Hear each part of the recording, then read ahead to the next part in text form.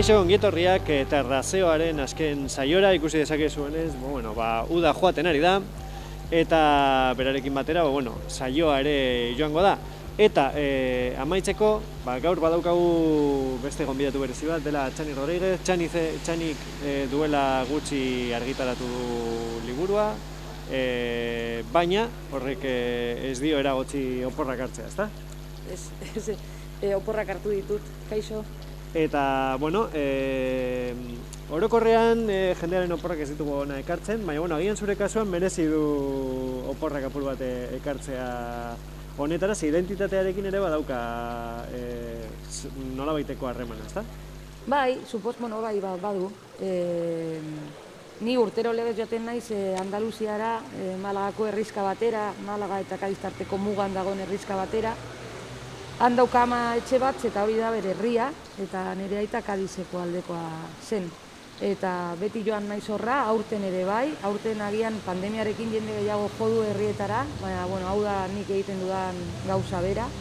Eta, identitatearekin badu loturarik, klaro, eta dira nire gurasoen herriak, eta nik uste dut, ni bezala laudiotar asko eta asko, hartu dutela errepidea abuztuan gurasoen herrira itzultzeko, eta gurasoak, langileak, hemen lan egiten ari zirenak berriro bere herrietara itzultzeko. Lehen nik uste dut batik bat abuztuan gertatzen zela hori, normalean langileek oporrak abuztuan hartzen zituztelako, gaur egun agian, jazda hori, jazda inbeste ere ustaian edo iraian edo urrian, baina lehen abuztua zen hori, herri horietara joateko aukera. Exodoa behitu orain, aurton errepidean, Algeciras-eko errepidean ez dugu ikusi Exodo, Operación Paso del Estrecho bertan behera gelditu denez, arraroa izan da ez ikustea autoak, ez ikustea ere langile horiek beren neke aurpegiekin, deskantxo hartzen, hori ez da ikusi aurton. Eta aldiz ikusi dugu hegaztiek ere egiten dute horrelako exodo bat, Europatik Afrikarantz, eta ni errepidean ninjoan bitartean petzatzen nuen. Azkenean, hegaztiak gu baino libreago gara, eta gu hori ikusezinak diren harresiak altxatzen ditugu. Oso uda arraroa izan da, ezkera inbeste gauza, baina oso arraroa izan da, nire ustez. Eta aipatu duzu errepidea, azkenengo eleberrian, romantiko zen, identitatea bada, identitate kolektiboa eta individuala bada liburuaren zati bat, baina nolabait errepidea, identitatea ere agertu zen zure aurreko beste eleberri batean, Agosto. Ez dakite zein neurrian dagoen aipatutakoa hor islatuta Agoston, Exodoa, errepidea, herrira, edo gurasoen herrira itzultzea. Bai, Agostoan batik bat, Los Últimos Románticos novelan ikuste dut gutxiago jotzen dudala, da tangenziala. Baina Agostoan protagonista ni bezalako neska bat zen, ez zen autobiografikoa, ez dauka zer ikusirik nire bizitza intimo edo pribatuarekin, baina sozialarekin bai, eta hori zen langile baten alaba, eta joaten ziren hegoalderantz, trama batzuen novela, baina nahi jorratzen nuen migrazioaren kontua, langileen kontua, eta identitatea, baina identitatea esatea ez da, hain zuzen ere ezer ez esatea, eta ni daukan nerea, eta agian nire egoera berbera izan duen beste pertsona batek beste identitate bat izango du. Baina, da mugimendu dagoen gai bat eta horregatik nik uste dut daukala interesa literaturaren ikuspuntutik. Eta literaturan gerturatzen da nik uste mugitzen diren gauzei, muga batean dauden gauzei, immobilitzatuta dauden gauzei ez hainbeste.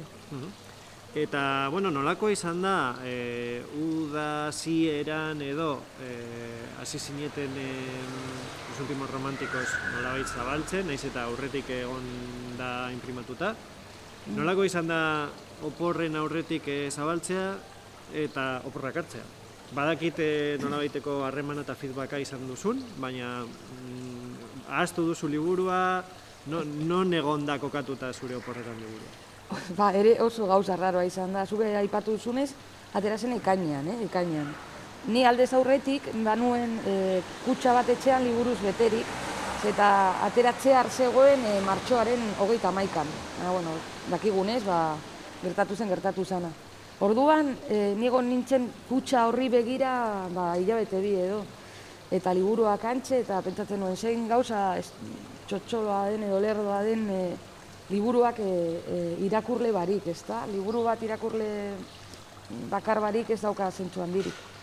Gero, bueno, atera zen liburua, eta ia ez dut ikusi liburu dendatan, eta ez dute, bueno, kamaran egon nintzen behin, Zuhaitza liburu dendan ere gure herrian, eta zer gutxi, gehiago. Orduan oso gauza raroa izan da, batzutan ematen zuen, edo esaten nion nire buruari, atera dela liburuaz, eta ezkegon naiz hemen herrian, baina herrian Laudion sartuta, Laudion, Bilbora joan nintzen bakarrik egun bakar batean liburu aurkezpen arraro bat egitera, eta gero beste herri txikiagora joan naiz, orduan, harremana, arraroa, ez da egon bida literaria handirik, ez da, ez du egin aurkezpenik, ez da gira promozionali, ez dute Madrilera jun, hori agendatuta zegoen Madrilen eta Bartzelonan egitea prentsarekin zeo zer, baina ez dugu ezer egin. Orduan, izan da oso erosoa ere bai,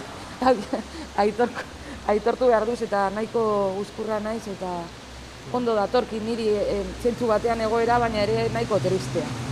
Baina ere, sare sozialetan eta barretan izan duzu nolabaiteko erantzuna, ez, liburuari dago? Bai, sare sozialetan ikaragarria izan da. Eta, eta dirau,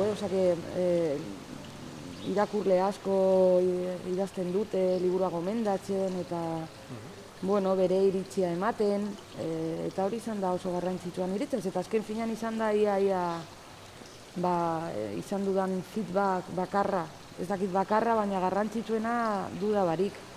Eta alde horretatik oso pozik ikusten dudalako, badaudela ezagutzen ez ditudan irakurleak pilo bat.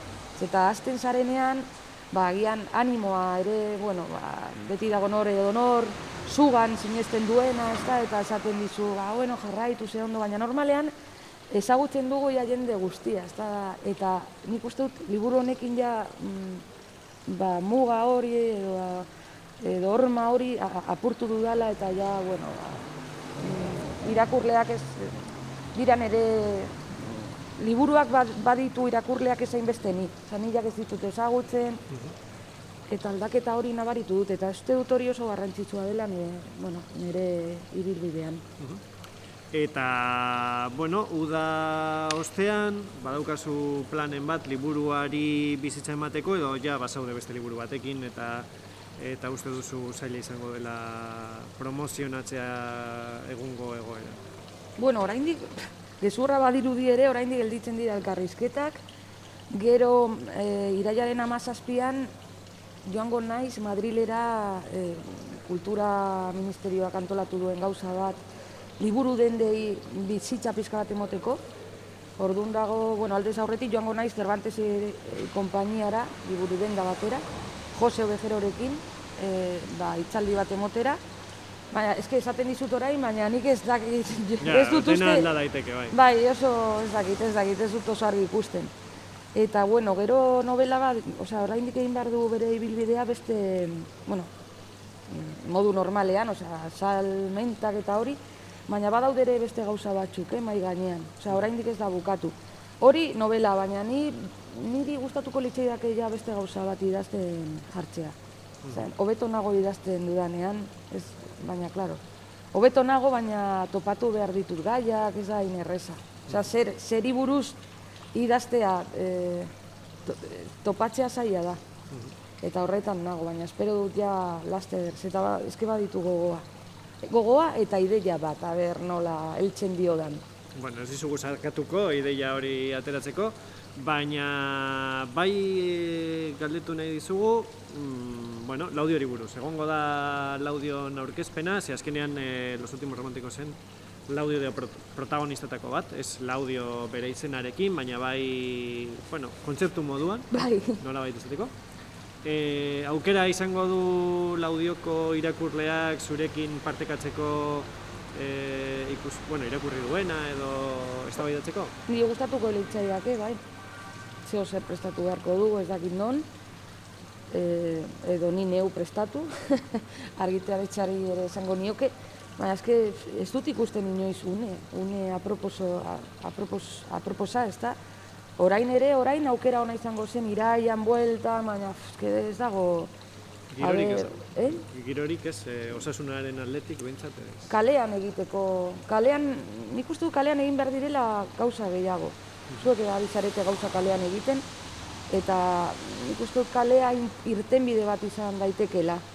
Ere, liburu bate aurkezteko, eta beti egon gara liburu tegietan, edo horrelako leku solemnetan, ez da? Eta nik uste dut ere literaturarian solemnitatea soberan duela literaturak. Ere, kalean edo taberna bate, terraseoan, egitea interesgarria izango litzateke. Eta nik uste horrelako gauza bat, horrelako zeo zer aurkezpen bat edo zeo zer egitekotan, nik uste dut horrelako leku bat edo irtenbide bat bilatuko nukeela, baina egia esan ez dut zehaztu ez ere ez. Gustatuko litzaiake noski eta idazten dugunok azkenean gau etxean, badakizu zu ondo, idazten dugula bakarrik eta ez dakigu nondik nora joaten garenen askotan, eta zer osoa den hau, maskani, irifarretxu nago, jakin dezazun, baina ez da ikusten.